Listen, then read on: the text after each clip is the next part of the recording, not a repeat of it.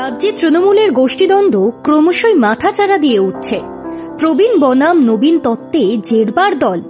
মমতা বন্দ্যোপাধ্যায় নিজেই এখন দলের রাশ নিয়েছেন হাতে। তিনি সবকিছুর শীর্ষে, তা স্পষ্ট ভাষায় জানিয়ে দিয়েছেন। অনেকেই বলছেন অভিষেক বন্দ্যোপাধ্যায়ের আগ্রাসনকে লাগাম পরাতেই মমতার এই সিদ্ধান্ত। তৃণমূলে ক্রমশই ব্রাত্য হয়ে যাওয়া প্রবীণ নেতারা আবার ফিরেছেন আলোচনায়। তৃণমূল এই রাজ্যে যখন প্রবীণ ও অভিজ্ঞতাকে সম্বল করে বিধানসভা ভোটের ময়দানে নামার ছক সাজিয়েছে, তখন সিপিআইএমে তারুণ্যের জয়গান। এরিয়া কমিটি থেকে জেলা সর্বত্রই প্রাধান্য পাচ্ছেন তরুণরাই। রাজ্য কমিটিতেও বয়স বিধি কঠোরভাবে মানা হবে। শুধু এখানেই থামছে না তারুণ্যের নীতি। কেন্দ্রীয় কমিটিতে ব্যাপক রদবদলের পথে সিপিআইএম।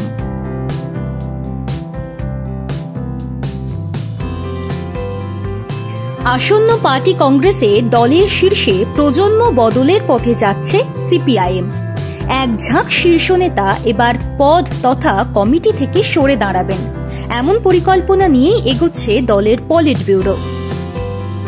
মিডিয়ায় খবর, পলিট ব্যুরোর কোঅর্ডিনেটর প্রকাশ কারাট এই বিষয়ে আলোচনা করে কথা বলেছেন প্রবীণ নেতা বিমান বসু, মানিক সরকার এবং মোহাম্মদ সেলিমের সঙ্গেও। যা জানা যাচ্ছে, একান্ত বাধ্য না হলে ব্যতিক্রমের রাস্তায় যাওয়া হবে না। বয়স নীতির আওতায় পড়া বর্ষিয়ান নেতারা এপ্রিলে মাদুরাই পার্টি কংগ্রেসে কমিটি থেকে অব্যাহতি নেবেন। পার্টি কংগ্রেসের খসড়া সাংগঠনিক প্রতিবেদন ও সংগঠনের অন্যান্য বিষয় আলোচনার জন্য কেন্দ্রীয় কমিটির পরবর্তী বৈঠক ডাকা হয়েছে আগামী 22 ও 23 মার্চ। সিপিএম এর পলিট ব্যুরোয় কারাট সহ 6 নেতা নেত্রী এবার বয়স নীতির অন্তর্ভুক্ত হচ্ছেন। কান্নুরে গত পার্টি কংগ্রেসেই বিজয়ন বয়সের ঊর্ধ্বসীমা পেরিয়ে গিয়েছিলেন, কিন্তু একমাত্র বাম শাসিত রাজ্য কেরলের মুখ্যমন্ত্রী বলে তাঁকে পলিট ব্যুরোয় রেখে দেওয়া হয়েছিল ব্যতিক্রম হিসেবে।